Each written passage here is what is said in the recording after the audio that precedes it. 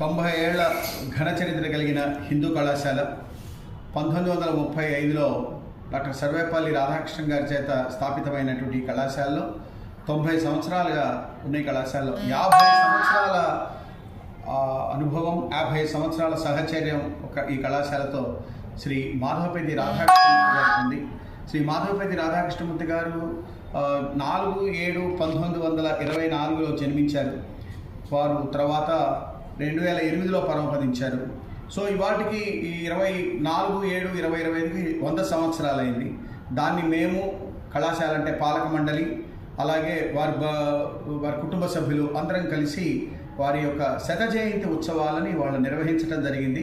శత జయంతి శత స్మృతులు, ధర్మమూర్తికి ధర్మాంజలి అనేటువంటి క్యాప్షన్తో మేము ఈ కార్యక్రమాలు నిర్వహించడం జరిగింది. నేను కేవీఎస్ దుర్గాప్రసాద్ వైస్ ప్రిన్సిపాల్ని. మా ప్రిన్సిపాల్ గారు వాళ్ళ కారణాల వల్ల రాలేకపోయారు. సో కనుక ఈ కార్యక్రమానికి వారి యొక్క కుటుంబ సభ్యులందరూ వచ్చారు. అనేక మంది నగర ప్రముఖులు ఇచ్చేశారు. ముఖ్య అతిథిగా ఎక్స్-ఎమ్మెల్సీ, ఒకప్పుడు ఈ కళాశాలలో పొలిటికల్ సైన్సెస్ హెడ్ ఆఫ్ డిపార్ట్మెంట్గా పనిచేసినటువంటి మీ అందరికీ సుపరిచితులు శ్రీ కెఎస్ లక్ష్మణరావు గారు ముఖ్య అతిథిగా వచ్చారు. అలాగే జె సత్యనారాయణ గారు ఐఏఎస్, వారు కూడా ఈ కళాశాల ఒకప్పుడు విద్యార్థి. వారు ఒకప్పుడు మనకి అందరికీ తెలుసు ఐటీ దీనికి పనిచేశారు, ఇన్ఫర్మేషన్ టెక్నాలజీ కమిషనర్గా. అలాగే ఇప్పుడు కూడా ఆధార్ కార్డు దానికి చేసిన వారు ఒక గౌరవ అతిథిగా ఇచ్చేశారు.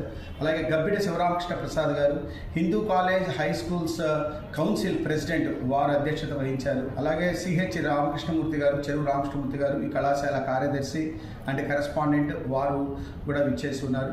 సో వీరందరూ కూడా ఇవాళ ఈ కార్యక్రమాన్ని నిర్వహించడం జరిగింది.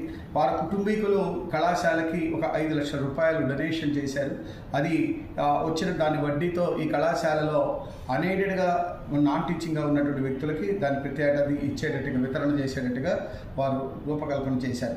సో ఈ కార్యక్రమానికి వాళ్ళ జూమ్లో కూడా చాలామంది దీని ప్లాట్ఫామ్లో కనెక్ట్ అయ్యి అనేక మంది, సిద్ధేశ్వరానంద భారతి, ప్రసాద్ రాయకులపతి ఒకప్పుడు ఈ కళాశాల ప్రిన్సిపాల్ వారు, అలాగే విశ్వయోగి విశ్వంజీ గారు, వీరందరూ కూడా వారి యొక్క ఆశీర్వచనాలు, వారి యొక్క శుభాకాంక్షలు తెలియజేయడం జరిగింది. ఈ కార్యక్రమం ఉదయం